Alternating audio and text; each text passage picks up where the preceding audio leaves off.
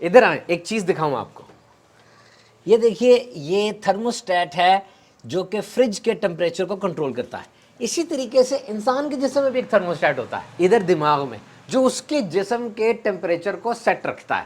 لیکن اس کو گرمی بڑی ہے، یہ 49 ڈگری سینٹی گریڈ ہو رہا ہے، اور اتنی ہیٹ میں تو دماغ جسم سارا ہی اپسیٹ ہو جاتا ہے. اور یہ ہے گرمیوں کا موسم، سمر سیزن. دن لمبے راتیں چھوٹی، یعنی سورج کی روشنی زیادہ اویلیبل ہے.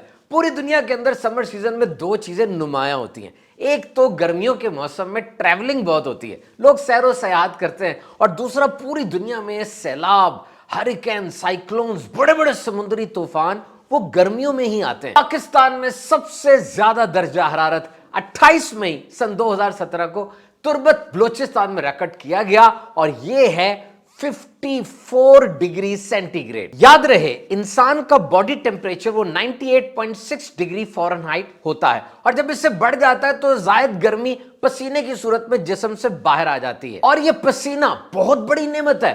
دس سویٹنگ، پسینے میں 99% پانی ہوتا ہے اور 1% دیگر چیزیں ہوتی ہیں. یاد رہے، پسینے سے جسم کی چربی نہیں پگھلتی، بلکہ زائد پانی وہ باہر آتا ہے. پسینے میں صرف پانی ہوتا ہے، اور جو پانی نکل گیا اس پانی کو پورا کرنا بہت ضروری ہے. تو پسینہ بڑی نعمت ہے. یہ انسان کے جسم میں مختلف گلینڈز ہوتے ہیں، ایکرائن اور ایپوکرائن گلینڈز. انہیں آپ پسینہ پیدا کرنے والی فیکٹریاں سمجھ لیجئے. اور یہ 40 لاکھ ہوتے ہیں پورے جسم میں تقریباً. زیادہ تر ہاتھ کی ہتھیلیوں پر، بغلوں میں، گالوں اور ماتھے، فور ہیڈ پہ ہوتے ہیں. لیکن اگر انسانی جسم بہت دیر تک شدید دھوپ میں رہے تو یہ فیکٹریاں بند ہو جاتی ہیں، شٹ ڈاؤن ہو جاتی ہیں، اور اسی کو ہیٹ سٹروک یعنی لو لگ جانا کہا جاتا ہے. ایسے میں تیز بخار، دل کی دھڑکن تیز ہو جانا، سانس پھول جاتی ہے اور جلد ریڈ ہو جاتی ہے. ایسے میں فوراً پریکاشنری میجرز کرنی چاہیے جناب، حفاظتی تدابیر. زائد کپڑے اتار دیں، اس بندے کو سایہ دار جگہ پہ لے کر آئیں، ٹھنڈا کریں اس کو، ٹھنڈے تولیے وغیرہ لگائیں، پانی چھڑکیں، اور جتنی جلدی ہو سکے مریض کو ہاسپٹل کی ایمرجنسی میں لے کر جائیں. گرمیوں میں کھانا واقعی جلدی خراب ہو جاتا ہے. اس کی وجہ بیکٹیریل گروتھ ہے. یعنی گرمیوں کے موسم کے اندر جو آئیڈیل ٹیمپریچر ہے جس میں بیکٹیریا اور جراثیم بڑھتے ہیں، وہ 32 ڈگری سے لے کے 42 ڈگری کے درمیان ہے. اور ایسے وقت میں نئے جراثیم بھی آ جاتے ہیں، اور جو پرانے موجود ہیں ان کی گروتھ بھی جلدی ہونا شروع ہو جاتی ہے. اسی لیے کہا جاتا ہے گرمیوں میں کھانے کو زیادہ دیر کھلا نہ چھوڑیں. گھر کے اندر بھی دوائیاں، کیچپ، سالن، چاول، روٹی وغیرہ اس کو فوراً فریز کر دینا چاہیے. اور اگر باہر کے کھانے کی بات کی جائے تو اس پہ تو اعتماد نہیں کیا جا سکتا. گندے برتن، باسی سبزیاں، پرانا تیل، اور بھی بہت سی چیزیں ایسی ہیں جو کہ باہر کے کھانے کے اندر پائی جاتی ہیں.